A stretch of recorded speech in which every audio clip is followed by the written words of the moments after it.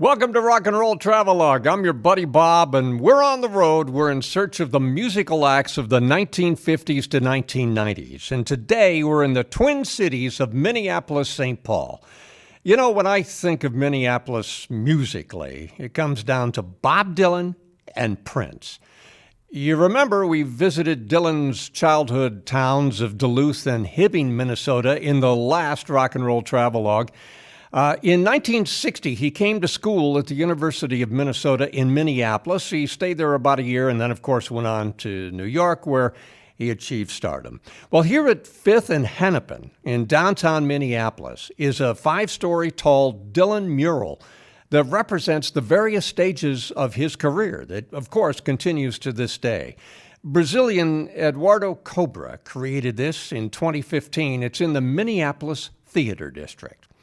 Well, Prince Rogers Nelson was born in Minneapolis in 1957 to musical parents.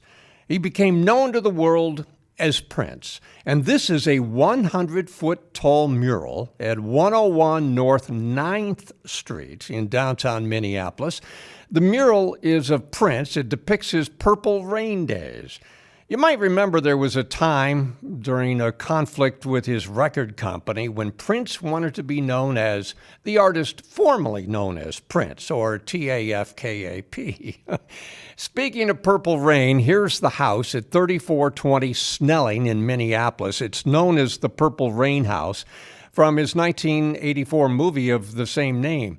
And I'll tell you what, this place gets a lot of visitors, and there are keep out signs everywhere. So it's a place I'm sure that is heavily visited in Minneapolis above most of the Prince locations. Well, anyway, Purple Rain starred Prince's love interest in the film, Apollonia Cotero. Also, Clarence Williams III of Mod Squad fame in the late 60s, early 70s, and Peggy Lipton also from that show. Now, Peggy, at the time of Purple Rain, was married to Quincy Jones, who was an influential record producer, arranger, and talent scout. And we'll talk more about his influence in a later rock and roll travelogue.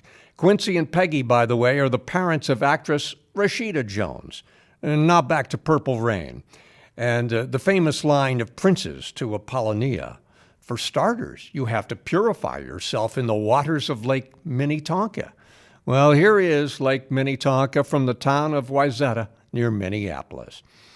Prince played his first solo gig here in 1979 at the Capri Theater at 2027 West Broadway. But it is here at the First Avenue Club at 701 First Avenue in downtown Minneapolis where he really began to take off, starting in 1981. This is the club in Minneapolis, has been for years. In addition to Prince and his band Revolution, another Minneapolis band called Soul Asylum became regulars here. They won a Grammy in 1993 for Best Rock Song, Runaway Train. And you get a chance here to look at some of the others who've played. Joe Cocker was the opening show at the club that was once a Greyhound bus depot. There are 400 stars on the building depicting acts that have played at First Avenue. Many of them are in the Rock and Roll Hall of Fame. And the film Purple Rain used employees here at First Avenue as extras, by the way. While playing gigs at First Avenue, Prince invested in a chain of clubs that he called Glam Slam, after his 1987 hit of the same name. This was a club designed to be a rival to First Avenue. The club was at 110 North 5th Street in the Warehouse District, and the club no longer exists. Here's the building today, which stands in the shadow of Target Field, where the Minnesota Twins play baseball. Well, we'd be remiss not to mention that Prince wrote songs that became big hits for others, like Manic Monday by the Bangles, Nothing Compares to You by Ireland's Sinead O'Connor, and I Feel For You by Chicago native Chaka Khan.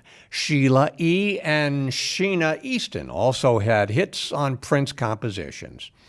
Well, out to Chanhassen and 7801 Audubon Trail, where Paisley Park stands. This became Prince's home and his recording studio until his untimely death in 2016. When out there, I remember meeting a woman from Japan who told me she came to the United States just to see Paisley Park And I said, well, where else are you going after this? And she says, I'm heading back home. Prince really had an enormous influence on the entertainment industry, didn't he? Well, that's it for the Twin Cities. Now it's a 2-hour drive down I-35 to Clear Lake, Iowa. This is the Surf Ballroom, where Buddy Holly, Richie Valens, and the Big Bopper gave their last concert on the Winter Dance Party before renting a plane in nearby Mason City, Iowa, that crashed on takeoff, killing them all, including their pilot, Roger Peterson, listed here.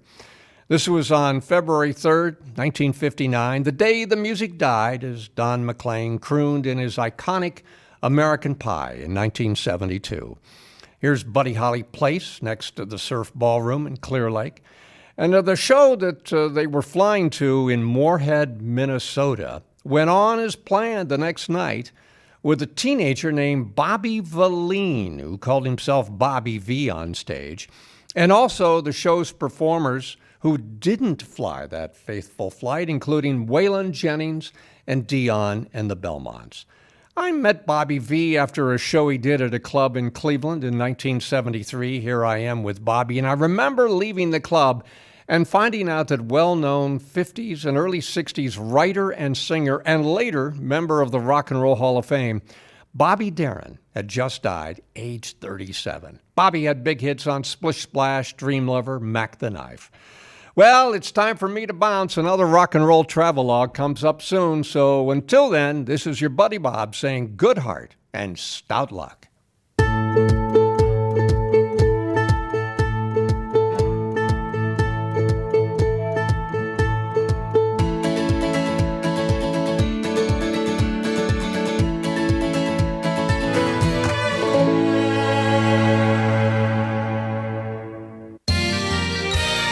You are watching WCTV, Wadsworth Community Television.